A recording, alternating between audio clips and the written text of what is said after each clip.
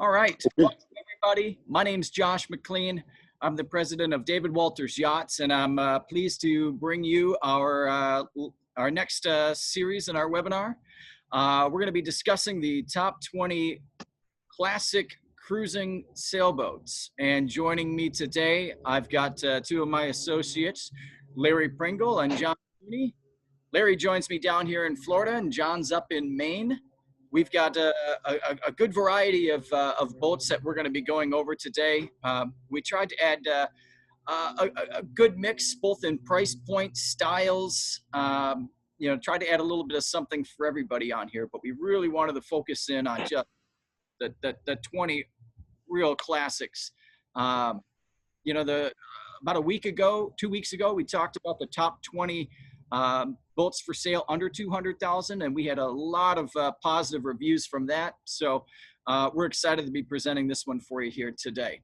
So we really want this to be interactive and a two-way street. So we welcome your questions as we present our top 20 boats. You can either use the question and answer tool, or you can also use the group chat. So we can pause, stop, go back and review any of the boats on the list and answer any questions anybody has at any time. So again, my name's Josh McLean. I'm based out of the Fort Lauderdale office.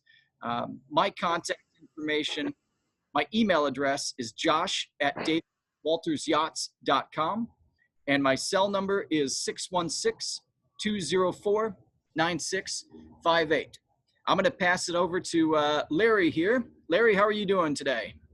I'm very well, Josh. Thank you, and hello to all. Let me just quickly give you a bit of background. I am a retired lawyer with quite a bit of experience in the Admiralty and Marine discipline. I am also a 200-ton licensed captain, and I've been around boats, both power and sail, all my life, and enjoy dealing with boats and people, particularly those who have the passion, which I guess is the best way to describe it. My contact information, I'm associated with the Fort Lauderdale office. My email, again, is similar to Josh's, larry@davidwaltersyachts.com. And my direct cell phone down here in Southeast Florida is 561-510-3650. Great. Thanks, Larry. And John? Yeah, good morning or good afternoon, everyone. Thank you for joining us. I'm John Cooney. As Josh mentioned, I'm located up in Portland, Maine. My background, I've been sailing since I was 4 years old, primarily on lakes in the Midwest, then progressed to sailing the Great Lakes, ran boats down in the Caribbean for 3 years, have done many offshore deliveries, and have been involved with the sale of yachts for the last, God, it's aging me, 17 years now. In any case, pleased to be here. My contact information is mine is different than everyone else's. It's j.cooney, K-U-O-N-Y, @davidwaltersyachts.com. And my direct phone number is area code 925-980-2863. Great. Thanks, John. All right. Well, let's get into it. So I'm going to pull up our top 20 list here. Let me just go ahead and grab my screen share. Pull this up, and we'll get this started here. Let's see here. There we go.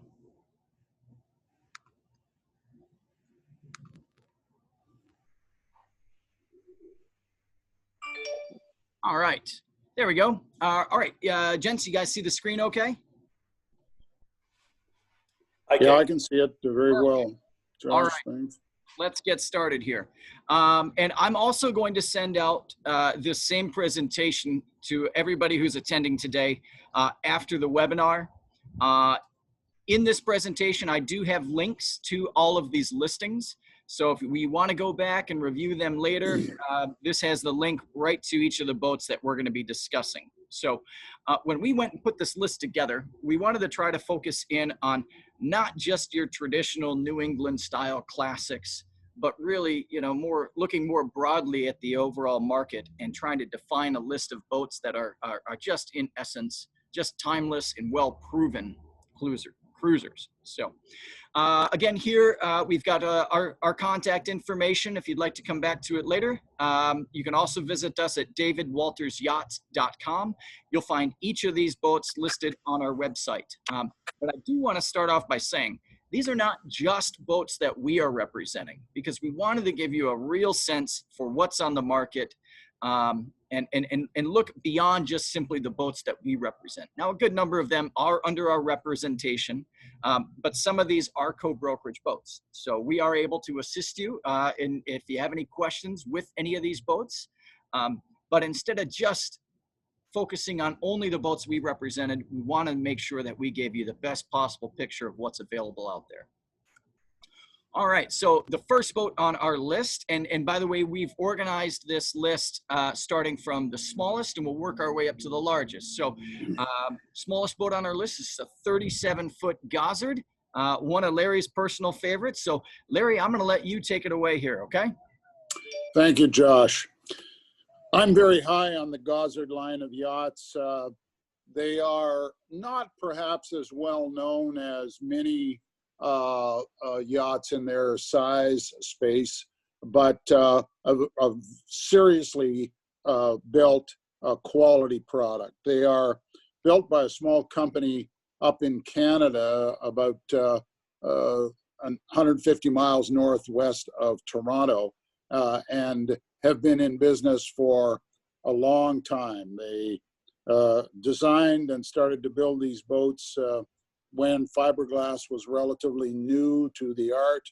And the interesting thing about these boats is that they, like a lot of boat builders back in those days, where the designers were suggesting 1 inch, these builders frequently put 2-inch in just to make sure that they weren't going to have any structural problems. So although these boats aren't exactly racehorses in the sense that they are popular racing around the cans and club races, they are tremendously well built, comfortable, very sea kindly, and you find an awful lot of them sailing the oceans of the world.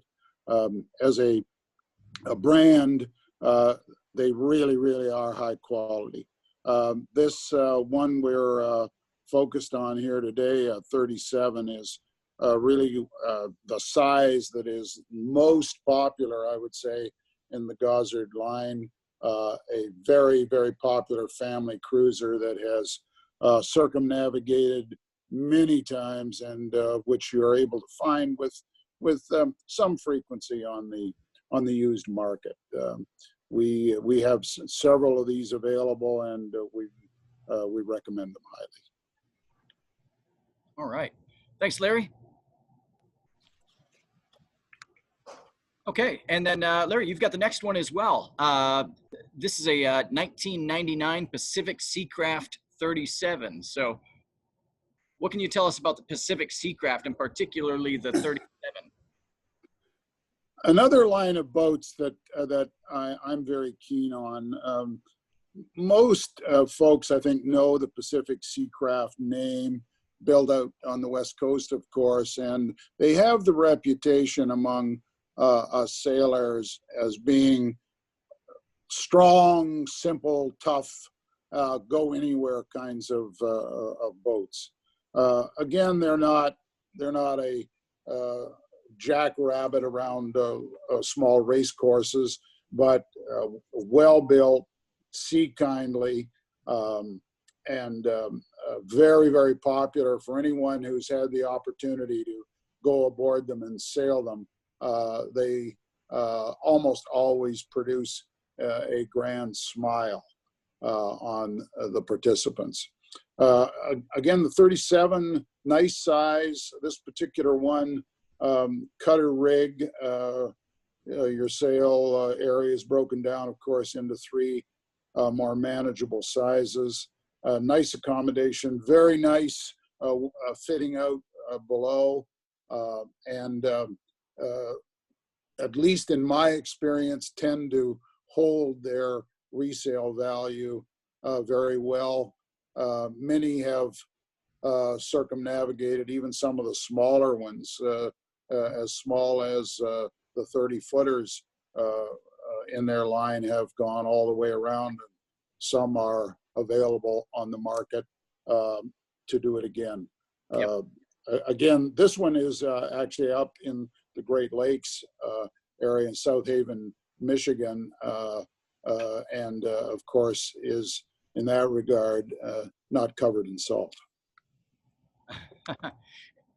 And, you know, Larry, I think it's important to mention as well that, you know, the Pacific Seacraft 37, in terms of, you know, the Pacific Seacraft, it is a production built boat, but it's on the higher end of the production scale.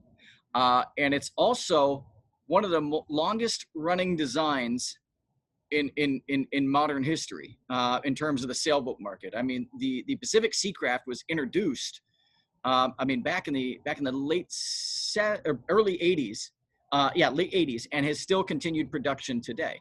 So they're phenomenal, well-proven boats. I mean, Bill Krelock is one of the most, well-respected yacht designers in the industry, particularly for blue water boats.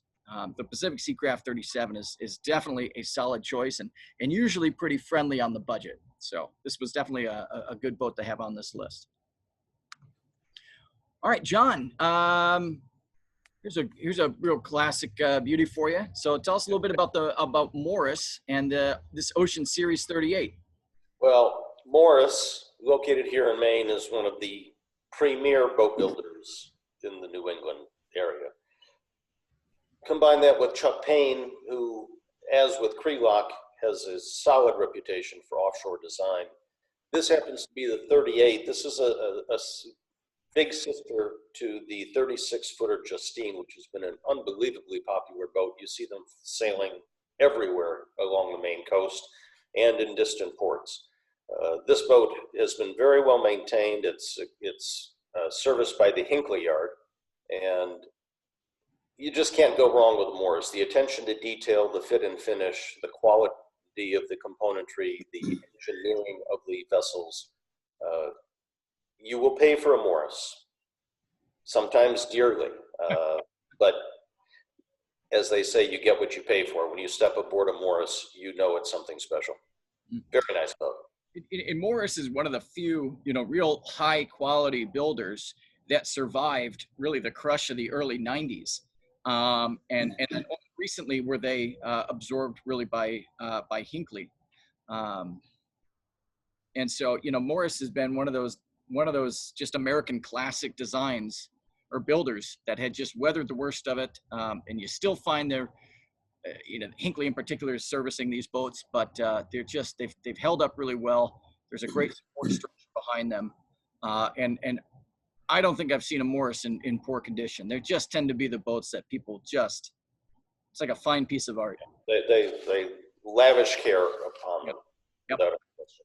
And Chuck Payne John, I always think it's important, particularly for us folks down in the South, to remember that most of the yachts up in New England, in your neck of the woods, sail for 4 months a summer, and then they are put away for the remaining 8 months, frequently inside, sometimes in heated buildings.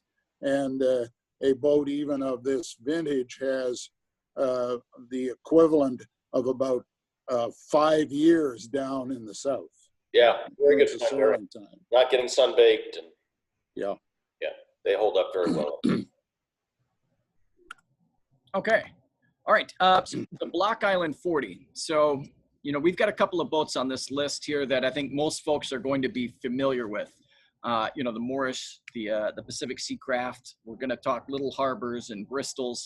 But the Block Island is one that I think oftentimes gets a little bit overlooked. And this one in particular is very similar to the Bermuda 40, the Hinkley Bermuda 40, in its aesthetics, its style, and I think bang for the buck, I think this is probably the best boat on this list.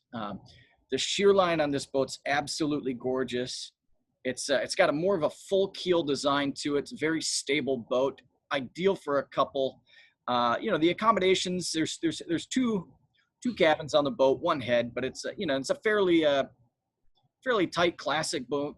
But for just the cruising couple that's got less than 100,000, I honestly think this is probably one of the best boats on this list. So that's an amazing price. Yeah, and it really is. I've been out sailing on this boat in particular. We have it down here in Fort Lauderdale.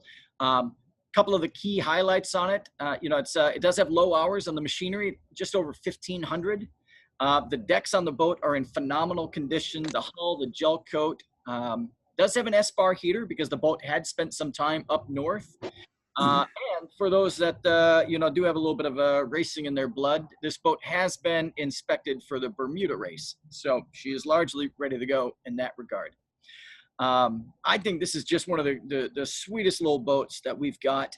And I'm really surprised that this boat's been on the market as long as it has. So I know the seller's got a lot of motivation. And if you're down in Florida, and you're looking for a great little cruising boat with a real classic heritage, especially if you're a fan of the sort of the Hinkley line, the Block Island 40 is a real sweetheart of a boat.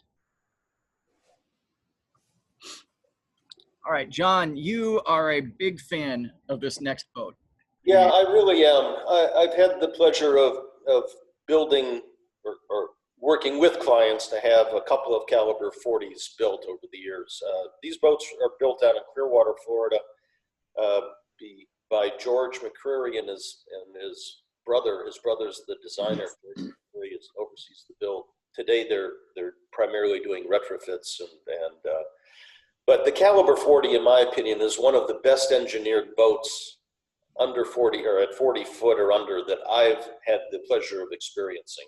It is really stoutly built. It had this boat, the LRC at the end represents long-range cruising, specifically designed for that. This boat has 178 gallons of water, 212 gallons of fuel, the capacity and range and I think a 98-gallon holding tank. I've got two 10-gallon holding tanks on my boat. I'd love to have 98 gallons of holding tank. A very comfortable layout. You've got a good L-shaped galley. You have a very wide quarter berth down to starboard as you go below. Just forward of that, you have a lovely head that doubles as a day head or an in-suite head with the aft cabin. Moving forward, you have a spectacular salon. This boat, all of the water tank, or excuse me, all of the tankage is integral to the structure of the boat. They're all fiberglass tanks. They're all below the sole, which means that you have complete storage underneath all the settees, underneath all the bunks, behind the settees. The storage on this boat is amazing. You can readily load her up. They're cruising all over the world, and just a very, very well-built boat and a tremendous value for the money. When you can get your hands on a Caliber, they started with a 35 years ago, then progressed to a 38, put a sugar scoop on the back with a little swim step to make it the 40. But these are rock solid, proven boats. I think they're spectacular. Relatively shallow draft to get you into a lot of cruising areas that deeper draft boats won't, and still very fast. So nice sailing. These are attractive boats as well. I mean, if you look at the shear line, and that's why this boat really fits in a lot of ways on this list. They're pretty boats. I mean, the shear line of them is just gorgeous. Nice aft cockpit. John, Charles has a question here for you. Are there any issues with tanks that are fiberglassed in? So any issues with integral tanks? So I've been involved with selling calibers for the last 17 years. have not seen a single tank issue. These are not fiberglass tanks that are tabbed in. These are integral tanks that are laid directly in between the stringers and the ribs. This never experienced a problem. You know, occasionally you'll find some of the Taiwanese or Japanese or Chinese built boats with black iron tanks. That can be a problem. Occasionally you can get pitting on stainless steel tanks over time. Never experienced any of that with fiberglass tanks. The fiberglass tanks that are often tabbed in usually have a seam around the top of the tank, by contrast to a rotomolded polypropylene tank that is used in some of the newer construction today. But these tanks are actually glass compartments built right into the structure of the boat. The other nice thing that it gives you, this boat has a collision bulkhead forward of the forward head, and these tanks really give you a dual hull the way a big fuel tanker has. So never experienced any problems with them, never heard of any problems with them, and I think you'd be very pleased to have this configuration. Yeah, and you know, adding on what you've said there, I've seen issues with integral tanks, not on Caliber, but on other manufacturers, and it all goes down to, just as you said, how they're constructed. And you know, as you said, these are really integral tanks. I've seen issues with tanks that are tabbed in and sort of constructed separate to the you know, the main elements of the boat. So I think it, you know, not all boats are created equal, and I know Caliber builds a fine product, but I have seen issues with integral tanks. I did have a Gulfstar 50, CSY 50, pardon me, that did have integral tanks, and I know I saw some cracking in the seams there. So, you know, I would have them surveyed, of course, as I would any boat. But on the Caliber, high quality construction, John, you've sold a lot of these boats. You haven't seen any issues. Yeah.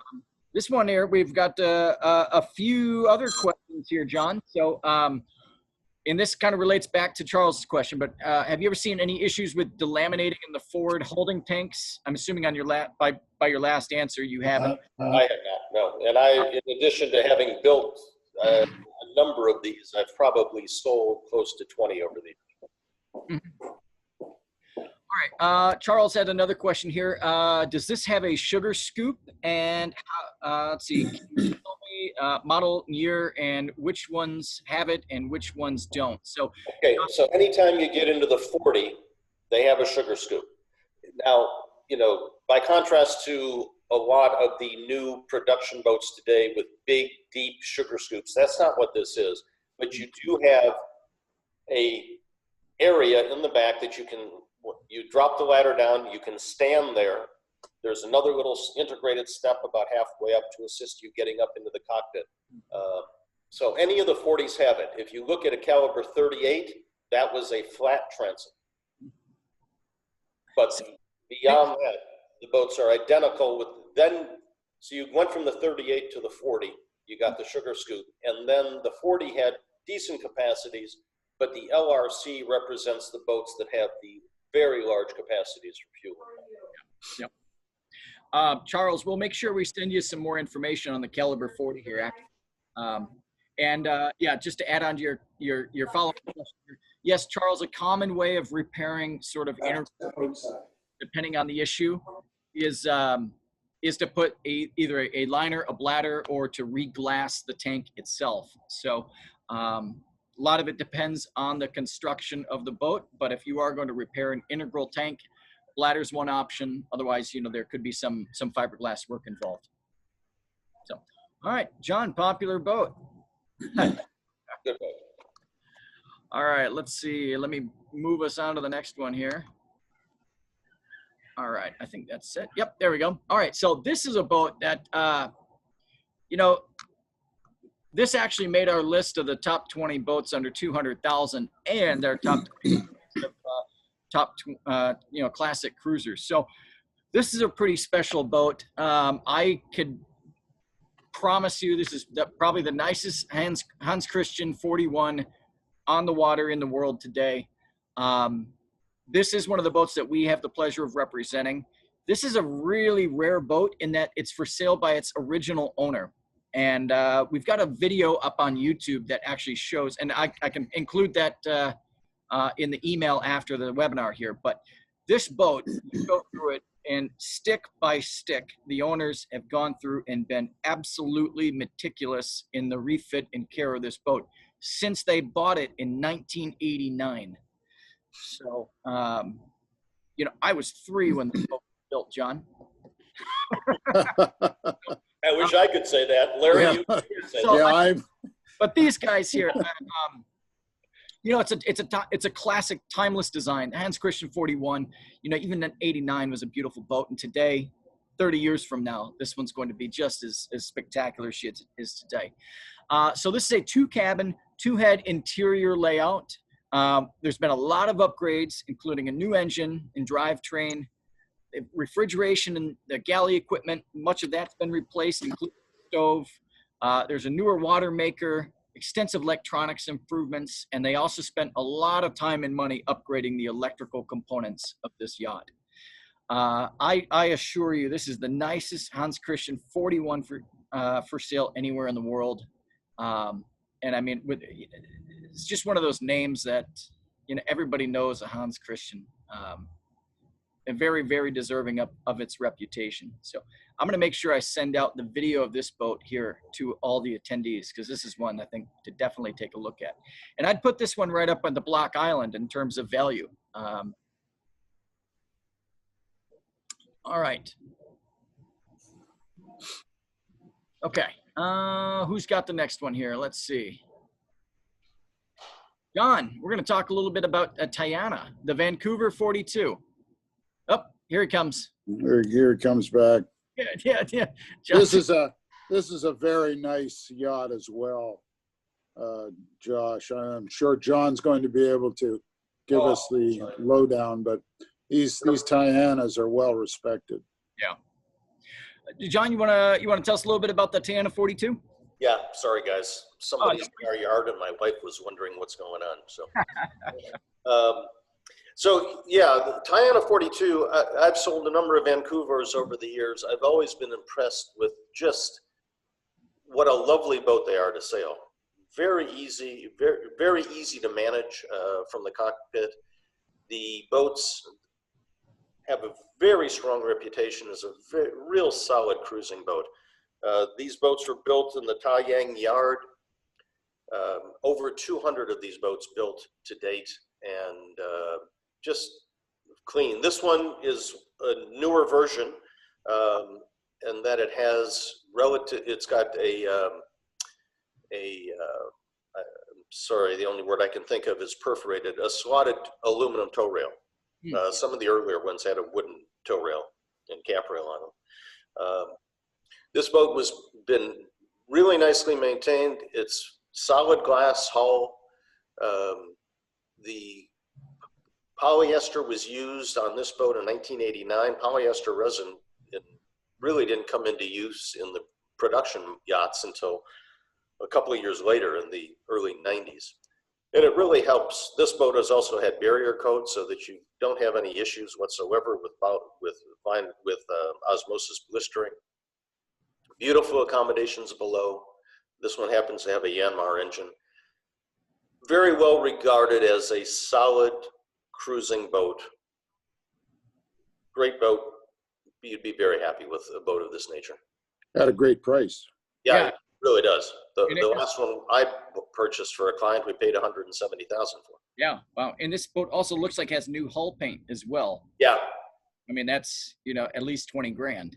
So fuel tanks, the fuel tanks upgraded. That's, I know, a big thing for a lot of Taiwanese built boats of this vintage was replacing those fuel tanks. And that's no small task. So if you're looking at a Tayana, a Tazwell, you know, many boats built in Taiwan of this era, having those fuel tanks replaced, that's a big selling point here. Yeah, it is. Yeah. All right.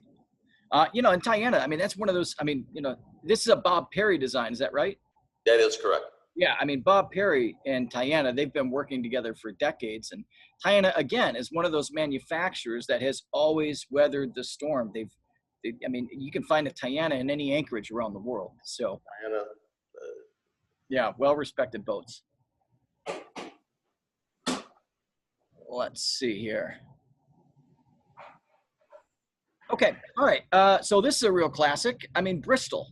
In fact, this is one of a couple of Bristols that we have on this list, and I don't think we talk classic cruisers, especially in the U.S. market, without having a couple of Bristols on it. absolutely. You know, and their cruising series. You know, one of the primary core concepts of a Bristol was a couples cruising boat, smartly built.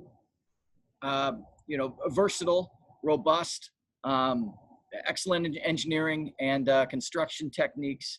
You know, these Bristols, again, similar to a Morris, just tend to be boats people really care for. And they've got that real classic New England look. This model in particular, the 433, I selected this because, you know, there's a lot of different models out there. You know, there's the 388, the 511, the 455, but the Bristol 433 really fits in that sweet spot for a boat that's great for a couples cruiser, because it's an easy boat to handle. You know, it's not so large that your systems are, you know, when you increase the size of a boat, you increase, of course, the complexity and the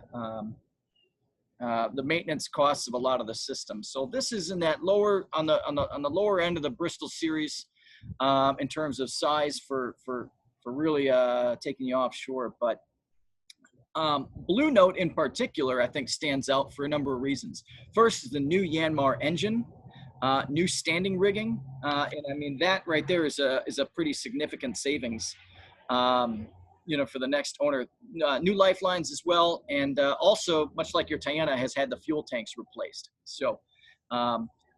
Many boats in the late 80s, early 90s era, you know, fuel tanks, the steel that they were using, a lot of issues today, but finding a boat that's had those tanks done, that's definitely a desirable quality.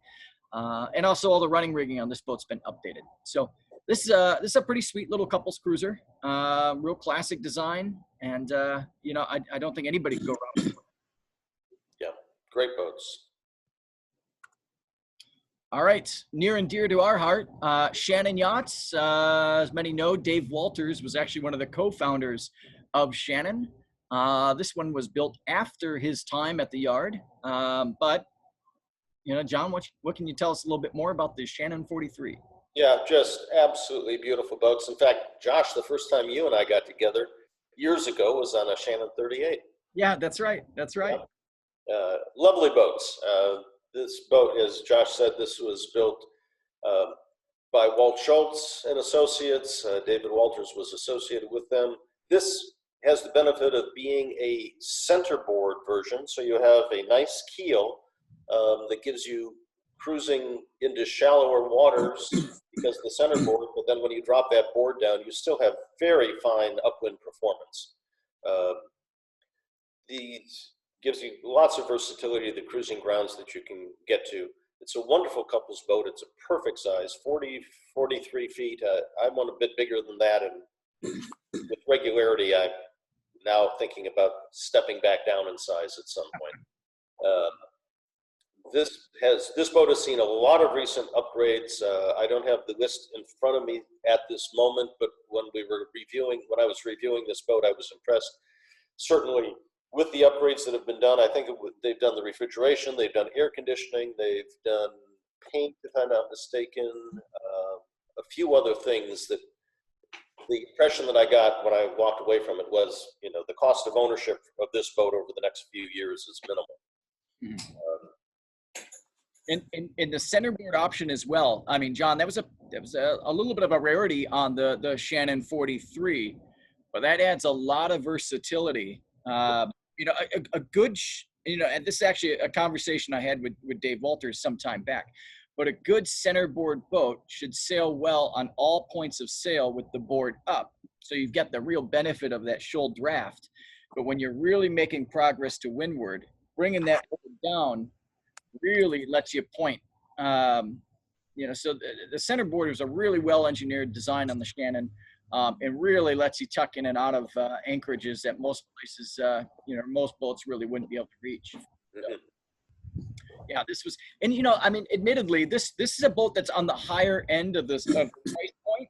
Yep. But I with the extensive upgrades and improvements that have been incorporated in this boat, as you mentioned, the cost savings for that owner over the first few years of ownership, I think will offset sort of that top tier price this boat is asking. I believe it will. Yeah. Yep. So Charles, you jumped right into what I was just saying here. So the price is significantly higher than anything else so far. Any thoughts? Yeah. And so, Charles, I'll address this, and then John, Larry, if you guys want to touch on this as well. But, overall, not all boats are equal. And especially when you start talking about boats that are coming up on 20, 30 years old, they've all had a different experience of their life. Many have been extensively refit, and others may be significantly more original. I'll tell you, you can find a Shannon 43 for under $200,000. And this is obviously, it's another $150,000 more than that. But these boats tend to be given a lot of care and attention. And I can assure you, the owner of this boat has spent significantly more than that $150,000 over the cost of when they've, or over the term of which they've owned the boat. So, cheap isn't exactly always the best road. I think it's a combination of elements. So, unlike production boats, it's really easy to look at boats of the last 15 and 20 years and start to get a feel. Well, a Beneteau 393 should be in this ballpark. It should within $40,000 or $50,000, even if that, probably closer to $10,000 to $15,000 in difference in cost. Once you get back into handcrafted, semi-custom or custom non-production boats, you will see much more variance in that value or in the price points, and it's based upon the way that boat has been maintained and how it's been upgraded and been kept upgraded over the years. Yep. Exactly. Yeah. And Charles, looks like you're doing a little bit of homework here, because you actually went up, you pulled up the listing, and yes, so there's been a lot of electronics upgrades with the Axiom Raymarines, modernized sail inventory, Westerbeek generator, air conditioning, lots of work done on the interior. So this is a real good example of the Shannon line. But if you don't have the budget for, $350,000, like I said, you can find these boats at lower price points. And you can also go with something like a Shannon 37 or a Shannon 38, which gives you much of the same qualities, but, obviously a lower price point. So great boat. All right. So this boat here, I've got highlighted in big, bold red for a very, very specific reason. So, the Cabo Rico, first off, this is, a pilot house design, which wouldn't necessarily tend to fall in the lineage of classic, what you might think of as classic cruisers. But I've got this boat on the list for a number of reasons. First, the pedigree of the builder. Cabo Rico has been, again, these are boats, you go any anchorage or any atoll around the world, you're going to find a Cabo Rico. Their line of boats stretches all the way, from the low 30s all the way up to 57 or 56, excuse me. But this Cabo Rico 425, this is more of a more recent design for the Cabo Rico. This one in particular is a absolute steal. And if you tuned in last or a couple of weeks back to our top 20 boats under 200,000, we actually snuck this boat there in that top 20 list as sort of a bonus boat. The owner of this boat has just dropped the price down to $220,000 for a 2005 Cabo Rico. That is a fantastic deal, especially considering all of its equipment. It does have a generator, air conditioning, bow thruster, inside steering, a lot of headroom in the pilot house. This is actually a 3-cabin boat, which is unheard of. If you step aboard this boat, the amount of interior volume is just, you don't even realize where it's all come from, because it's how could it be? But they've really done a spectacular job of maximizing the interior space on this boat. So, and there's even a full-size, there's a workshop even down below. Where are they made and designed? So this is if I'm not mistaken, this is a Bill Crelock design, or this might be a Chuck Payne. Yeah, I'm not sure on the pilot house. I'll This, see if I can find out for you, John. yeah, this might be a Chuck Payne design. Charles, I'll get back to you. I believe it's Chuck Payne. I think it's Chuck Payne.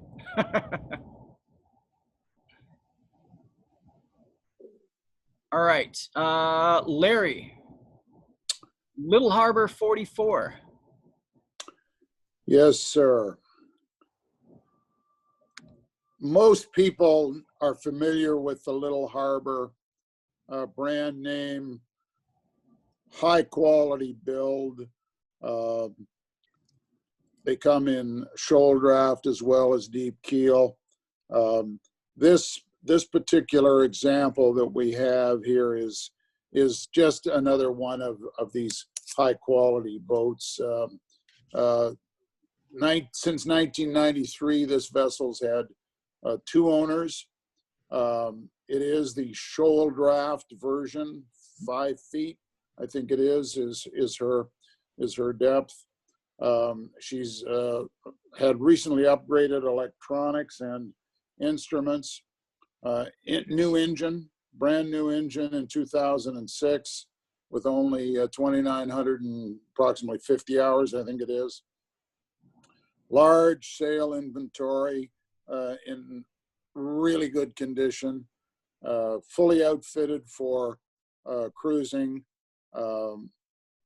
Again, the Little Harbor line, in my view, is really right up there in terms of quality and sailing capability, and they have a really good name among the owners that I have known of these vessels.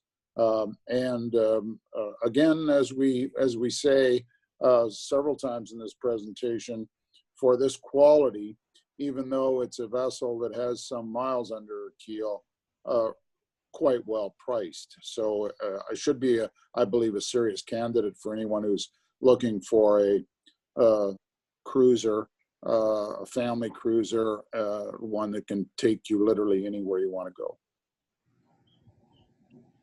And, you know, Larry, we could have a top 20 list that just has nothing but Little Harbors on it. I mean, that's the truth. I mean, I can send you a top 20 list, and every boat on it is going to be a Little Harbor. In fact, it was a little challenging to try to pick one.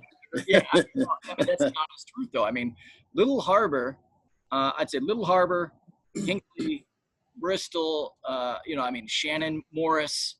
I mean, we really could have done a whole top 20 on just nothing but New England built classics, and Little Harbor would have been probably 50% of that list. So I know we've got another Little Harbor a little bit later on the list, but I mean, Ted Hood Sr., I mean, one of the most well-respected and proven designers out there. And they're just the prettiest boats.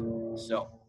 And this one again, I believe has been pretty much taken care of in the traditional New England way, sailed for summers and put away for a good part of its life. So again, it always amazes me to just when you do the calculation, 4 months a year as opposed to 12 months a year, how comparatively little a boat in that geographical location is used and exposed to the elements compared to boats that are in year-round locations. Yeah. Not to mention the sunbaking that goes on in further southern locales. You just don't get it up here in Maine. Quite right. You know, our average temperature during the summer along the coast might be in the average temperature is probably in the lower 70s. Mm-hmm. Yeah.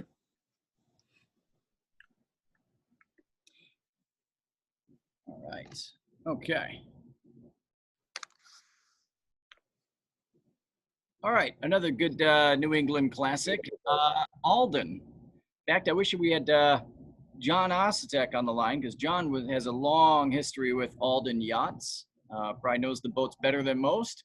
But Larry, what can you tell us about the Alden 45? Well, as I said just the other day, the Alden name is almost a full-blown advertisement in and of itself. Just repeating the name. These boats have a storied history, well built again, up there in that part of the world. Strong, sea kindly, go around the globe kind of vessel. This particular example, 1993, has relatively new sails, has a new paint job on the hull, which I hope the photograph represents as quite really sharp looking, I have to say. Barrier coat on the bottom with fresh paint. And again, a nice mix here for this boat. This has been kept up in John's part of the world, but has flexed its muscle and traveled back and forth to Bermuda and down to the Caribbean and up and down the east coast of the United States. So it's well tried and certainly a very capable ocean voyager, but benefits from at least most of the time inside up north. Again, great price for a 45-foot high-end solid cruising yacht. It really is. Yeah, and let's see. Fabio asked the question, you know, what's the condition of the teak decks? I believe these decks here are original, but what I would tell you in particular about this boat is that it had spent a lot of time stored both indoors in less of a harsh environment, and Alden is renowned for using very thick, slow growth teak boards in their teak decks. So this boat's got a good amount of material left. Fabio, I can actually make sure we send you some good photos and more details on the deck condition if you're interested. But you know, the deck's been, on this particular boat's been well cared for. And I'm going to jump back real quick to Charles. So the Cabo Rico 425 is actually an Ed Joy design. Bill Krelock and Chuck Payne were the most prominent designers of Cabo Rico, but the 425 in particular was an Ed Joy design, and those boats are built in Costa Rica. So I missed that part there, but all right. Very good.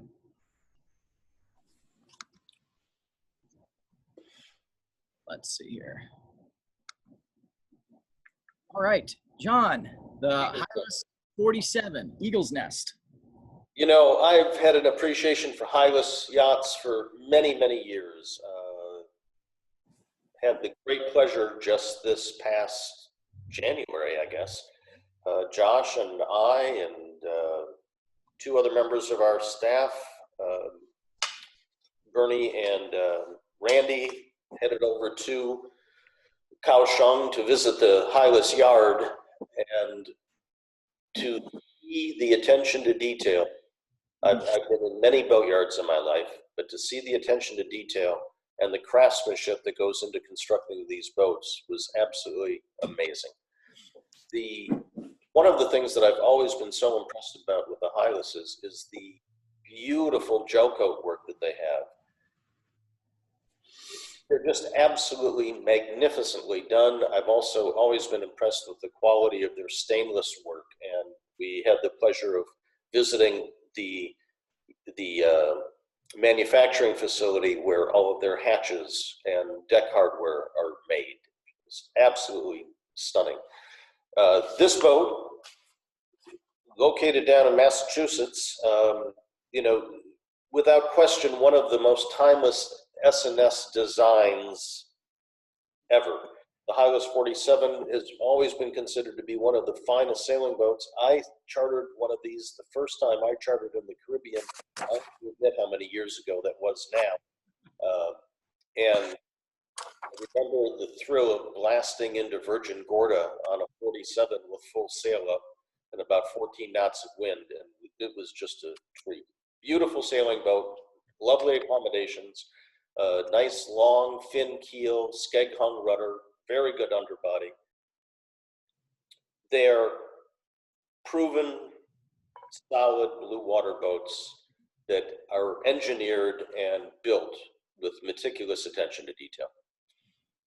Yeah, and this boat in particular, Eagle's Nest, I was actually aboard this boat last year, and this one, more so than most, has really been taken care of. Again, you know, it's just like you said, the Hylas 47. This is a boat that really could be on this list 3 times, Yeah. as the Stevens 47, as the Hylas 47, and the Hylas 49. Because the mold for each of those boats is the same. I mean, the Hylas 49, which actually is on the list, and we'll talk about that boat in a second, evolved from the Hylas 47, which evolved from the Stevens 47. You know, it's definitely got more of a canoe-style hull to it, which attributes in many ways to its exceptional characteristics offshore. It's a boat that does not easily get overpowered because it'll heel, spill the wind, and just keep trucking forward like a freight train. I mean, this boat, as well as its, you know, its predecessor and the boat, and they're still one of the most sought after boats in their class, undoubtedly. It's Well deserved. yeah, absolutely. And I mean, Sparkman Stevens, I mean, doesn't get much better than that. So, all right. Valiant 47. Larry, we're going to talk a little bit about Bob Perry's Valiant 47. Yes, sir. Every time I look at one of these boats, she gives me they all in the line give me the impression that they were built to take you around the world. Strong, built to tackle any kind of sea condition. Robust, and obviously Perry had the idea that it would be a good idea to build a boat when you were doing a circumnavigation that would bring you back safely to the point of your departure. And this I think vessel fits the bill. Speaking from memory now, I think it was a gentleman by the name of Pinckney who was the 3rd person in the world to circumnavigate single-handedly, and he did it in one of these Valiants.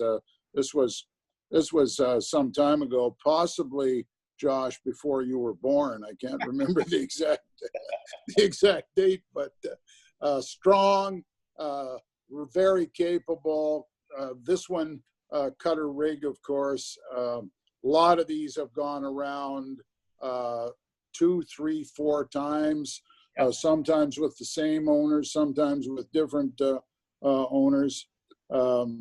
This one has the long fin with the skeg rudder, has been well equipped by owners over the years to deal with long distance cruising, and currently sports some new electronics, a wind generator, fresh sails, and right up to date on her safety equipment.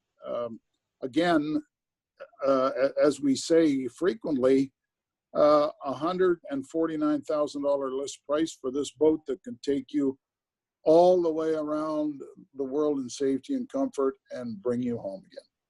And, you know, this is also, much like the Hylas 47 was the precursor to the Hylas 49, the Valiant 47 was the precursor to the Valiant 50.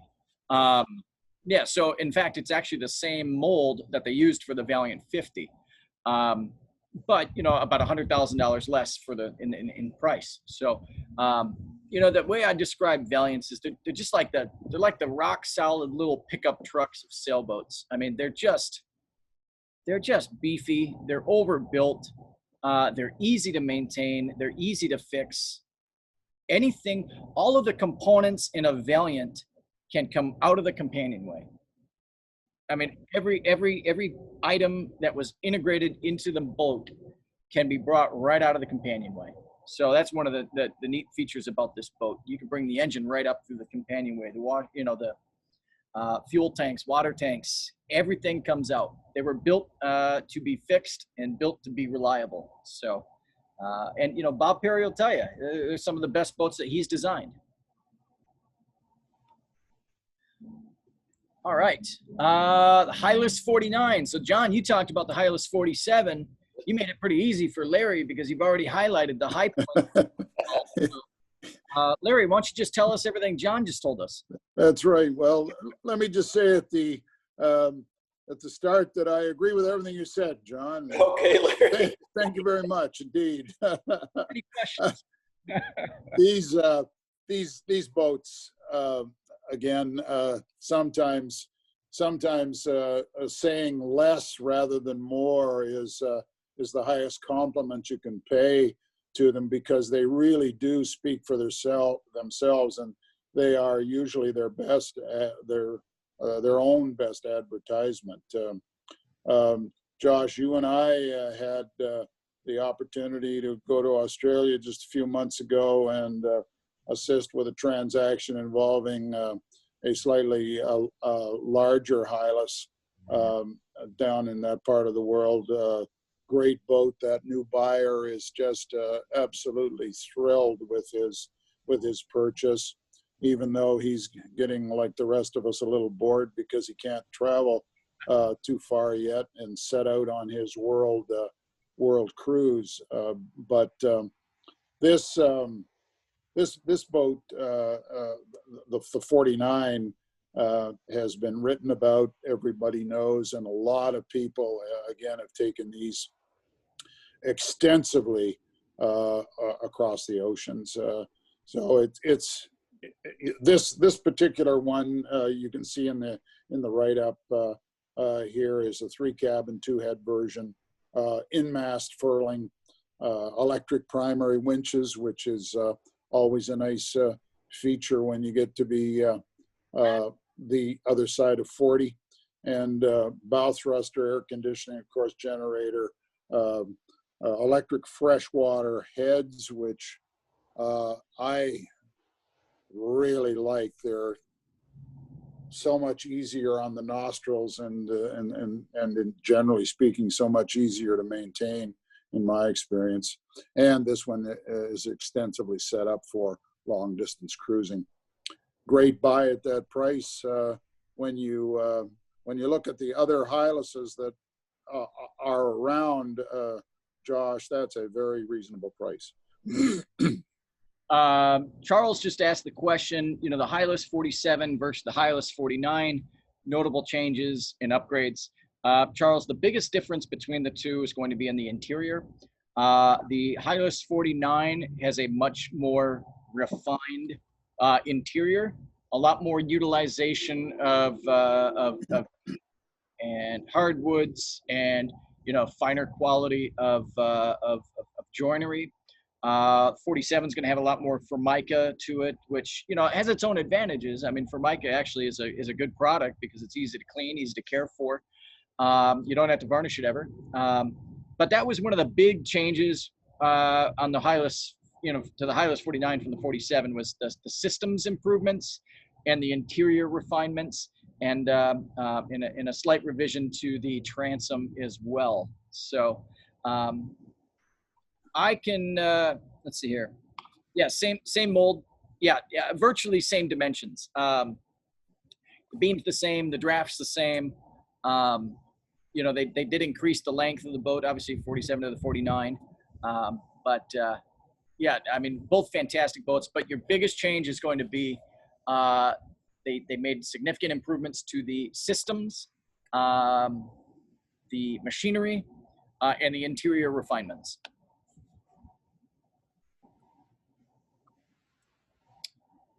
All right, Larry, another one that's not, and you know, this one was a boat that an island packet in general, I think sometimes the brand gets a bad rap. You know, you heard them called, sailing pigs, floating RVs, but look, there is no denying. I would challenge any other manufacturer to that. I don't think there's a manufacturer out there that has as cult of a following as Island Packets. I mean, in that sense, that's why we wanted to put these boats on this classic list, not in the sense of the aesthetics, but they're just how prevalent they are in the cruising community, how long the brand's been established. I mean, there's literally thousands of these boats out on the water, and people are just diehard fans about them. So what can you tell us about the 485 and this boat, Bula Bula? Did I get that right in particular? You did. This is a very, very beautiful example. I was reflecting the other day that if I was able to convince my wife to go cruising again for an extended period of time, which we did after I retired, this boat would provide me with the best opportunity to so convince her. It is immaculately maintained. You could literally eat your breakfast on the bilge under the engine. The current owner is just absolutely fastidious. The woodwork is in wonderful shape. No teak decks to worry about on the exterior. And the thing about this boat that is just so attractive to so many people is that, yes, she's not going to win a lot of round the buoy races, but the below accommodation and outfitting of this vessel is as nice as I have seen it in a yacht under 80 feet. It is roomy. The detailing is just wonderfully done. Lots of room, 3 stateroom. This vessel's a 3 stateroom with 1 stateroom currently in use as an office on board for these folks. And I just can't say enough about this vessel. Just in wonderful condition. Sails are in very, very good condition. Engine well maintained, right around 4,000 hours, and some people might be a little concerned about that, but it's a Yanmar power plant that's been, as they say, well maintained, and I've had experience with the exact engine with twice that number of hours on it. So I can't say enough about this vessel. I would encourage anybody who wants a serious cruising, long-range cruiser to do so in comfort and with the knowledge that ladies particularly will love the lockers, the galley setup, and the beautiful finishing, the leather interior. Very nice. I'll stop there. I sound like I've fallen in love, actually. Well, you know, and the wife certainly would. Yeah. So interestingly enough, though, the 485 is really a 51-foot boat. That's right. And has been, right, let's just say, reintroduced as the 515. So there's not too much that they really changed from the 485 to the 515. Is that correct? That's right. Okay. And yes, Charles, I see your question here. So are all Island Packets beige? And I think there's actually, what is the name of the actual color that they use for Island Packets? It's a very special color code. It is, and I can't remember it, but I've heard it millions of times. But Yeah, so I mean, 99% of the island packets out there are this, yellowed, mustery color.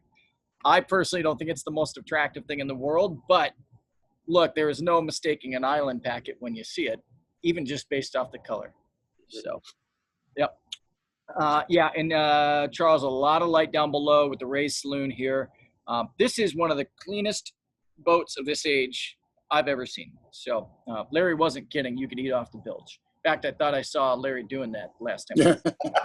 Or drooling in any case. Drooling in the We all like a clean bilge. Yeah. All right. Okay, let's see what we got next. All right. No list of top 20 classic cruisers would be complete without a Hinkley. No, it's so true. And the lines are so distinctive. I've been in many ports, in many different parts of the world. Mm-hmm. And when you look out over the harbor and you see that something's caught your eye, 9 times out of 10, it's a Hinkley. And it's often imitated. A lot of people try to imitate. Often imitated, but you still can tell them. They are, it's absolutely stunningly beautiful. Exquisite sailing craft. It's interesting, this boat, as I was reading through the spec on it, has a lot of rather high-tech stuff on it. This dual guard composite hull, which is a combination of Kevlar and E-glass, you typically don't see in production boats of this vintage, certainly, and this style of boat.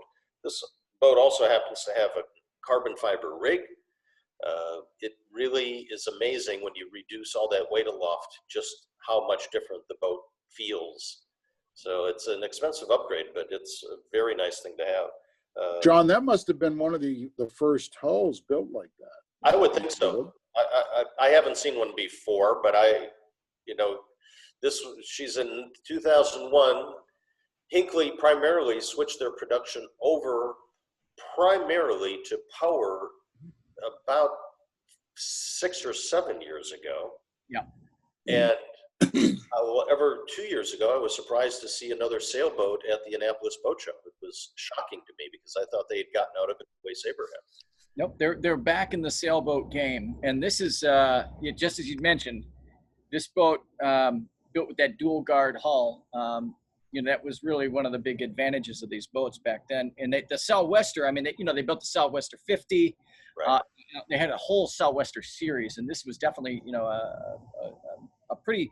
a classic boat, but just incredibly modern construction. Mm-hmm. Yeah, beautiful. Yeah. Again, you'll pay for a Hinkley, but when you own one or you're aboard one, you'll know it's definitely something special. Yeah, that's right. All right. Here we go again, the Little Harbors. Yeah, so here's the Little Harbor 54. Again, Ted Hood design, Little Harbors, look at the lines of that boat. Look at the shape of the Dodger. Look at the attention to detail with the guards over the cowl vents. Little Harbor just does it beautifully. Exceptionally well-balanced sail plan. Again, a great underbody. This one has hydraulic furling for the head sail. It's got Aerex foam coring in the hull. Gives you great insulation characteristics. A solid fiberglass hull is beautiful unless it's painted dark color and you spend a lot of time in the tropics. You will pay for the fact that there's no insulation properties in that fiberglass hull. The Aerex core here gives you insulation there, and also keeps, when you're cruising in northern latitudes, keeps you much warmer in the colder climates. So beautifully done, nicely equipped. Furling, hood furling in mast for both the mizzen and the main. Mm-hmm. Beautiful boat. And when you think of, you're looking at a 54-foot boat for under $450,000. That's quite a deal for a boat that's constructed to this level of standard. Yeah, and this is what also makes this particular Little Harbor 54 unique, is that it is an aft cockpit. Oh, that's true. Good point. Yeah. Many of them are center cockpits, yeah. Yeah, and you'll actually find usually a good number of Little Harbor 54s on the market, but it's not often you find an aft cockpit. So this is a little bit of a special boat. All right, let's see here. I think we've actually got another Little Harbor on the list here coming up. Bristol. There we go. Jumping ahead. Here we go. So, I mentioned early on there was going to be a few boats from some manufacturers that we're going to include several times on this list. Little Harbor, Hinkley, Bristol are definitely those classic manufacturers that are well deserving of their place in the realm of classic yachts. This boat in particular, Corsair, is I would say one of the most storied sailing yachts under 60 feet between Bar Harbor and Grenada. This is a boat that's been cruised, it's been sailed, it's been refit, it's had continual love and care from its owners since the day this boat was built. This is one of 2 Bristol 57s that were built. And this is certainly the better of the 2. So we've sold this boat a good number of times, and we know the owners personally, and we've been involved with them for a good number of years. This boat's crossed the Atlantic several times, spent a lot of time cruising in New England, the Caribbean, the Bahamas, and even spent 2 seasons in the Med. This boat is set up for single-handed sailing, and I don't mean short-handed, I mean single-handed sailing. Wow. The cockpit configuration was specifically designed to be sailed by the helmsman. It's got all automated sail handling from the furling to the winches. Every aspect of this boat was designed for being single-handed. The original owner was a single-handed sailor, and oftentimes would take this boat out by themselves. So this is a really special boat, and at the list price of $375, this definitely falls in that value category for all that she is. The boat's in spectacular condition, and it's right here in Fort Lauderdale. If you're looking for a real sweetheart of a boat, under 500,000 with a real well-known pedigree and name, this is the boat. So, all right. And we're going to jump on to the next boat, which is also named Corsair. In fact, the owner of the Bristol 57 was such a fanatic of classic cruisers. He also had himself a Little Harbor 63. So these boats were owned by the same individual who just really had a passion for beautiful boats. So the Little Harbor 63 is a really special boat. Of course, we've had a couple Little Harbors here on the list. Again, a Ted Hood design, one of the most prevalent designers in the pedigree of classic boats. This boat had spent about 10 years in a time capsule in Norway. And what I mean by that is the boat spent 10 years in a climate-controlled shed, perfectly preserved, by an owner that just, this boat had its own shed with a full climate control and somebody caring for it continually for 10 years. Before it was extensively refit and modernized and then transported to the U.S. in 2015. This is another boat that we've helped purchase and sell a number of times for a variety of different owners. So we have a lot of history with this boat. We know it well. I would say this is one of the best examples of Little Harbor anywhere in the world. So extensively equipped for cruising. It's got a 12 kilowatt generator, brand new water maker, isolation transformer, so it can be sailed and plugged into shore power anywhere in the world. Large battery bank, which has just been replaced. The newer inventory of Norse sails. And again, this is a boat that's also set up very well for short-handed sailing. maybe a little big for single-handed, but easy to be short-handed. So it's got a hood stowaway electric mainsail furling and hydraulic jib and staysail furling units. So this is undoubtedly one of the finest boats we've ever represented. And I would say this is the epitome of a classic cruiser.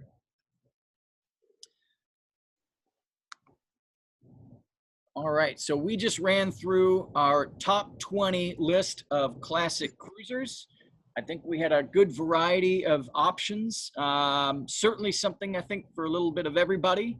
We had a variety of different price points, variety of different builders, and we tried to expand it beyond just simply, the classics that everybody knows. I mean, if you're a sailing enthusiast who has an appreciation for fine boats, Little Harbor, Bristol, Shannon. So we tried to inject a few boats in here that, perhaps you weren't as aware of, and tried to touch on some of the highlights. So before I turn it loose to our team here for closing remarks, does anybody have any questions on any of the boats that we've reviewed? Okay, Charles has a question here. General question. So pros and cons of aft cockpit and center cockpit for long-term and distance cruising. So I'm going to first see if John or Larry wants to jump in on this.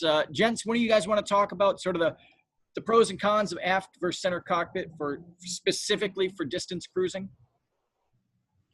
So I'll jump in because I went through this recently. I've always told myself that I've had a preference for an aft cockpit boat. I like seeing the length of the boat ahead of me.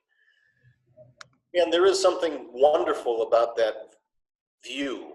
The boat that we have today is a center cockpit boat. And I brought that boat from California down to Ensenada. We trucked it to Fort Lauderdale, or we shipped it to Fort Lauderdale, sailed it up to Maine, sailed it back to Florida last year, sailed it back up this past spring.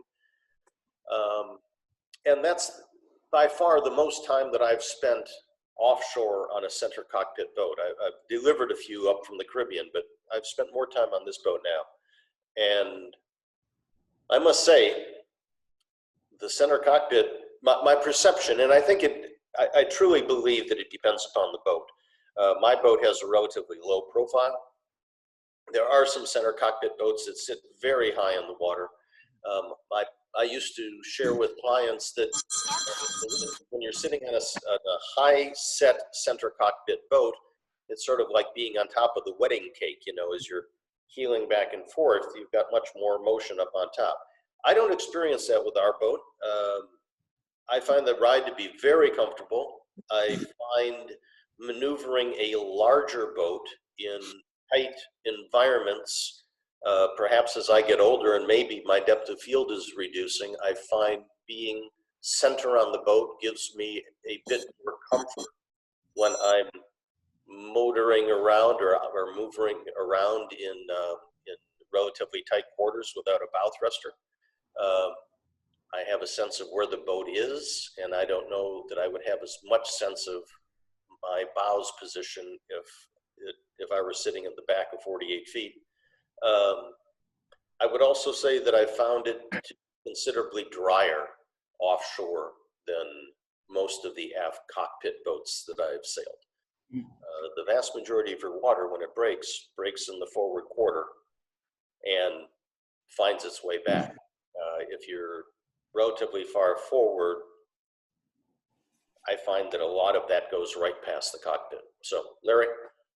Well, real quick, John, Fabio asked, what kind of boat do you have? I have a Celestial 48. All right. Larry, your thoughts, aft cockpit versus center cockpit? Well, very briefly, from a purely aesthetics perspective, I prefer the aft cockpit, but that's just my own personal view of how a vessel looks. I think I would agree with everything that John has said. I have had some experience in rear cockpit boats in heavy weather where you get a lot more water over the top of your head and down the back of your neck if you're sitting right on the stern than you do if you're a quarter of the way or half the way forward. But other than that, as long as you can take the water, I also have a concern, although I've never really had this experience. I have had people suggest to me that in really bad conditions, when you've got the sea breaking over you, beam seas, and a bad roll going on, that a center cockpit does keep you higher, but the downside of that is more leverage insofar as a roll is concerned, so that you may be experiencing more motion, particularly sideways or lateral motion in really, really bad conditions. But that happens so rarely that I wouldn't think that's probably an important consideration. So I've never owned a center cockpit just because of my preference for the aesthetic side. Yeah. You know, I think, you know, you're definitely seeing center cockpits very popular in the cruising segment. And particularly for, you know, cruising couples, I think there's a couple advantages there for a center cockpit. First being, you know, you're more centrally located in the boat. So, you know, nothing will beat the exhilaration of sailing an aft cockpit boat hanging right off the stern rail, as you got the, you know, the rail buried. But generally, the wives are more comfortable sitting in the center cockpit, where you're more central to the motion of the boat. You're better protected. You've got high bulwarks and coamings around you, so you're not feeling like you're hanging off the rail. There's certainly an element of safety that's involved when you're central to the boat. You know, just as John had mentioned, you know, depending on the overall design of the boat, the center cockpit may be a little more dry than an aft cockpit boat, particularly in following seas. You know, but as Larry brought up, you know, there's just, if you look, many classic yachts, they've got a real nice, beautiful shear line and an aft cockpit. I think there's, you know, when people, if I ask the general population, draw me a picture of a sailboat, it's going to have a beautiful shear line and an aft cockpit. Aft cockpits. Yeah. So there's pros and cons for each, and it all, I think, comes down to, you know, your personal preference. So, any other questions on any of the designs, any of the builders? Let's see here. Many of the New England boats, we say hard dark blue hull paint. Yeah, so I mean, much like with that aft cockpit, I think you're going to find a lot of classic boats have darker hull paints. Now, yes, the hull paints do tend to be warmer. They tend to show defects more than a white colored hull. Let's see. So how does that work in warmer climates? You know, on average, a dark colored hull is going to sit about, you know, 11 to 12 degrees warmer than a white colored hull. So scuffs, scrapes, dents, stings, they're all going to be more prevalent on a dark colored hull. Additionally, depending on how the outer laminates of the hull were constructed, on some of the, I don't want to say lower quality boats, but on some of the more value conscious boats, you know, you're going to see, you know, potential for print through with darker colors. Earlier boats as well. Yeah. And I think a lot of it just it depends on the era of the boat. I mean, this was something that they learned as they were going through fiberglass construction. Yeah. So top 20, why wasn't Oyster mentioned? What are your thoughts on the Gozzard 41? You know, honestly, look, I think Oyster, we actually when we started chopping boats to put on this list, Larry, you had wanted to bring up Oyster. So maybe for the sake of conversation, let's make it our top 21 list. And let's talk a little bit about oyster, because Stephen, I absolutely would put oyster up here on this list. There's a lot of boats that I think if we could come up with a top 50 list, we'd be here for a while. But Larry, give us your opinion on oysters. That's the problem when you ask for top 10 or top 20 or top 25. There's always one or two or three that you can't squeeze into that number just because you have to make some choices involved. But oysters, to the extent I know them, I've never owned one, but I've had friends who have owned them. I've sailed on them. I rate them very, very highly. Friends of mine still are cruising. They are down in the extreme Western Caribbean at the moment, near Northern Central America. Beautiful boat, well built, and they certainly enjoy it. There are wonderful examples. I think I was just looking the other day at some of the examples available on the market, which certainly hold a lot of attraction, no doubt about it. Yeah. You know, I think when we started formulating this list, we looked at boats that are more prevalent here in the U.S. I think if we were to create the same top 20 list over in Europe, we would have a completely different mix and match of boats. Charles, you're mentioning Amel and Swan. You know, I mean, we could have gone on. I mean, you know, Passport. You know, I mean, there's so many other brands that you know, could be on this list, of course.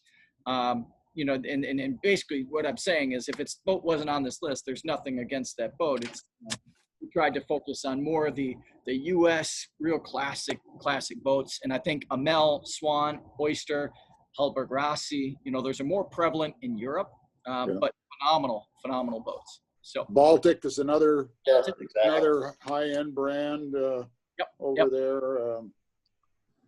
All right, so Julian's got a good question here. So a yacht that sailed across oceans, should that be a concern regarding the integrity of the mast? So I want to touch on that one real quick, and then I'll push this off to you guys. So there's a couple of trains of thought there. First off, I'd rather see a boat that has been proven and sort of validated by its past accomplishments, especially if I'm going to be looking at an older boat. I would have no hesitation about picking up sort of a classic boat that I know has done the Newport to Bermuda race, crossed the Atlantic, spent some seasons in the Med, or been cruised throughout the Caribbean and the Bahamas. Now, to caveat that, I would definitely have a full and comprehensive rigging inspection performed prior to purchase, because you do want to make sure that the mast step isn't collapsed, that the rigging isn't towards the end of its lifespan. So I think there are certain precautions that you should take when considering a boat that has been extensively cruised. But I think all of the boats that we've highlighted on this list are high quality, well constructed, and they've been used for the purpose they were designed for. Yeah. If I was going to survey a hunter that sailed twice around the world, I can assure you're probably going to find quite a few more issues with that design than you would a Little Harbor. So I think it all speaks to the pedigree of the boat. I have a preference for one that's been proven. So, but of course, due diligence and doing a post or a pre-purchase inspection, both of the rig, the machinery, and the hull and deck, I think is the prudent way to go. Anybody else want to touch on that? Share your feelings.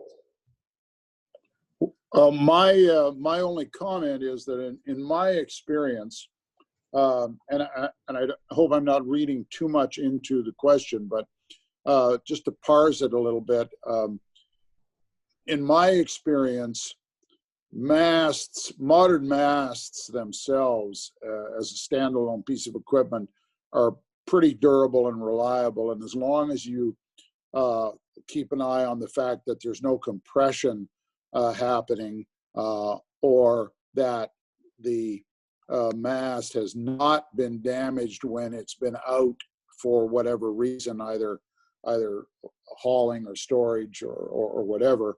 Usually the more important aspect is to as you were saying, Josh, keep an eye on the turnbuckles and the rigs and the tang, the wire, excuse me, or the rod and the tangs.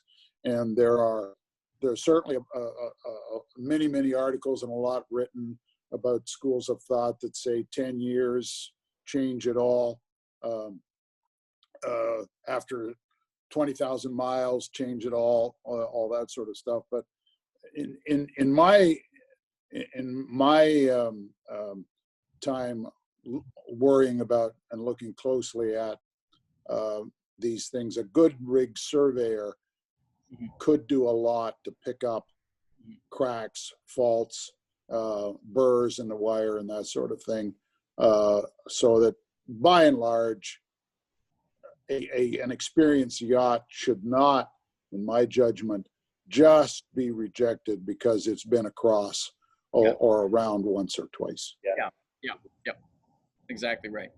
All right, so there was a question here, why not a single cat mentioned on our list? Look, I think, ever since somebody decided to take a monohull and put another one next to it and put a bridge between them and put a stick in the middle, the argument between catamarans and monohull have occurred. So, I mean, there's no doubt about it. A catamaran can be a blue water boat. Now, not all, in my opinion, but certain design aspects of a catamaran can make it capable for blue water passage making. A Royal Cape, for example, was designed to be handled in offshore conditions. Now, I'm not saying all of them are. The intent and focus of this conversation was more towards the classic cruisers and not necessarily all cruisers. So maybe an interesting one for us to do next time would be, top 20 catamarans. So, because I think there is no denying the growth of the catamaran market. And, look, if in 20 years, maybe we'll be having the conversation where catamarans are grouped into the classic yacht category. So I trust you'll see they are. Yeah. So I know there's a few of them that probably won't make it for 20 years, but that's true. That's neither here nor there. There are monohulls that won't make it 20 years. Not many. So. And there are some very well-built, high-performing cats out there these days. They're coming out of South Africa, Right. More of them at every boat show. Yep. Exactly. All right, so Jacob has a question here. So if you're looking for a mainly blue water offshore boat, are there stability concerns when it comes to a swing keel or centerboard design versus a full or solid bulb type keel? So a good centerboard boat should be safe, secure, and able to be sailed on all points of sail with the board up. And I think you'll find that most of the quality boats, certainly the ones on our list that we've highlighted that are centerboard boats, have enough of a keel stub to them to where they can be sailed on all points of sail with that board up, but you're going to certainly get better performance out of the boat, with the, especially to windward with the board down. So, all right. So how often do you need to change the rigging? That's more of a factor of, the like Larry said, depends who you ask. If you ask the insurance company, they may tell you every 10, 20 years. If you ask a good, knowledgeable surveyor, you may find a boat that's 25 years old that's been kept in a time capsule, like that Little Harbor 63 Corsair, that had 10 years of no use or wear and tear on its rigging. You obviously, the more miles into the keel, the more fatigue on the components and the structures of the standing rigging. And then again, there are just some components that fail. So, a boat doesn't necessarily have to be 20 years old before the rig has to be replaced. It's just as much a factor of how the boat has been sailed since that rigging has been or was new, as it is its age. So I think there's a wide variety of, and there's no single answer to when should my rigging be replaced. It's more dependent on the history of the boat and the quality of the rigging. Location also comes into play. If you have a boat sitting up in the Pacific Northwest and 75% of the time, you've got dew or rain rinsing that rig, you will find that the rigs in the Pacific Northwest last much longer than they do in Southern California or Florida or, Texas. Yeah. So, Yep. And John Tully just validated that. John says he's got a Bristol 455, phenomenal boat. And again, Bristol's another manufacturer. I could probably make my own top 20 list just with Bristol's. But John just validated there that he can sail his boat on all points of sail with the board up without stability issues. But he definitely gets better performance with the board down on the upwind. So, all right. So Charles, again, with the rigging here. So insurance company will dictate this. Is that 10 years? No. Right. I think there's a couple of elements there again with the rigging, and also on the insurance side. If you go to State Farm, they may just give you a blanket statement and say the rigging's 10 years old, you need to replace it. But if you go to Alliance Marine Risk Managers who specialize in cruising boats, they have the knowledge and experience to understand that just because a boat's rigging is 10 years old doesn't have to be replaced. So it's all going to come down to a rigging inspection. Now, if the boat's over 10 years old, the insurance company may request or require that you have a rigging inspection completed on the boat. In the next couple of weeks, I'm actually going to have my friend Kate Murphy. She is going to be on with us, and we're going to do an entire seminar on insurance. Good. Yep. All right. John, or Josh, could I just say that rightly or wrongly, after taking care of more boats than I care to remember at times, I have come to the rather informal rule that at the absolute latest, every mast should be pulled out. Oh, yeah. Once every 10 years at the absolute latest, and it gone over with a fine-tooth comb. Yeah. The spar, the wire, the chain plates, the turnbuckles, the tangs, everything. And modern techniques in terms of inspection, Magnaflux, X-raying can do a pretty good job of trying to detect issues. But that's just my own sort of working rule.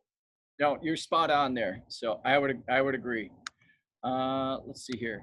So Bruce asks, how much can the keel take sitting in the mud at low tide? So Bruce, I think a lot of it depends, of course, on the design of the boat. But what I'd tell you is, any of these boats that we've put on this list here today are going to be higher quality, better constructed than maybe some others. But in general, if you look at the forces that are enacted on a keel, especially when it's a boat is powered up and you have, all the lever action on that keel, that is producing far greater forces on that keel and that hull than the boat sitting in the mud. So, to make a long answer short, boat can sit on its keel for a good number of, good while. In fact, as you'll see, in marinas, oftentimes when they put the boat on the hard, they will put the jack stands and lower the boat down. So the weight is being taken up, in many ways by that keel itself. So, all right. I'm going to take you back there just for a second. The other thing that you really need to pay attention to, it's never good to have a boat sitting any regularity in the mud, and especially if you have a keel that's not encapsulated. Yes. It takes your electrolysis through the roof. Yeah. So you want to do everything you can to find a berth that's not having you sit in the mud at low tide. Mm-hmm. Yep, exactly right. So, and that's another consideration of it, aside from just simply the forces. So, all right. So, financing. So, what concerns does the lender have that can throw off the sale? So, first off, it's going to depend a lot on, the way that, the economy recovers, quite frankly, especially in today's environment. Traditionally, for a well-qualified buyer, you're not going to have too many issues getting lending for a boat that's 20 years or newer. you know, generally 20% down. Rates, I think right now are kind of hovering right around that 4%. So, and that may change, of course, and it updates monthly. Prior to, you know, if we were having this conversation 2 months ago, I could find you lending if you're well qualified on a boat that's 30 years old. You know, you may get a shorter term, a greater interest rate, maybe around 5%. But there's a wide variety of lending options out there. And there's also, and John touched on it, you know, in our prior webinars, there's also a wide variety of options available for certain individuals. I mean, home equity loans, you know, there's a whole spectrum of financing options out there. So I think it's more situational dependent. Yeah. All right. Well, we're going to wrap up here. So I just want to give everybody one more chance here to say a few parting words. Personally, you know, I've enjoyed this. We've really been having a good time with these webinars. Our whole objective here is to just give everybody a little something else to tune into aside from the 5 o'clock news, to talk about boats, to share our knowledge and our experience, answer your questions, and of course, just make this fun. You know, we know everyone's kind of waiting for this whole thing to pass and to clear. And first and foremost, we hope everybody is safe. We hope you all and your families are doing well. But we're also looking forward to seeing you back out on the water once this is all behind us. So never hesitate to reach out and give us a call. Again, my email address is josh@davidwaltersyachts.com. My cell phone number is 616-204-9658. So I'm going to pass it over to Larry here. So Larry, I'll let you put in your parting words. Great pleasure to participate today. If I can help anyone at any time, Larry at davidwaltersyachts.com and 561-510-3650. I live just a little, actually live a little north of Fort Lauderdale in a little place called Jupiter, Florida. And I spend some time in the summertime dealing with yachts up in Canada, particularly in maritime Canada. So we up actually pretty close to John there. So be pleased to help or answer any questions anyone has at any time. Great. Thanks, Larry. All right. And John. Well, you know, I just really like to thank those of you that tuned in today. This is something that, as Josh indicated, we enjoy doing. I give Josh a lot of credit for putting these webinars together. It's always pleasurable to spend time with sailors and to hear questions or interests. I think those of us that are in this business from a professional standpoint, where this is our career, we're in it because we love it and because we love the relationships that come out of it. So I'd like to thank you for attending. If I can be of any assistance to you, again, it's j.kuony@davidwaltersyachts.com. And my cell phone, even though it's a California prefix, is area code 925-980-2863. And Josh also mentioned fun, so if you haven't tuned in as of yet, consider tuning in and joining us this coming Friday and the next foreseeable Fridays at 4 o'clock for our virtual happy hour on the dock, where we'll have live video feeds with interaction. I think we had 40 people last week, so it's a good time. Yeah, I got a little rowdy. Yeah, that's right. So, all right, everybody, thanks so much for tuning in. I'm going to be posting this to the David Walters Yachts YouTube channel, so you guys can always go back and review it, and we'll be posting all of the other webinars that we host as well. We do have the full schedule on our website at davidwaltersyachts.com, and even after this passes, we're going to make sure that we keep these webinars up. We're currently planning on going to be doing them about every other week. So we hope you'll tune in and give us a call if there's anything we can do to help. Thank you.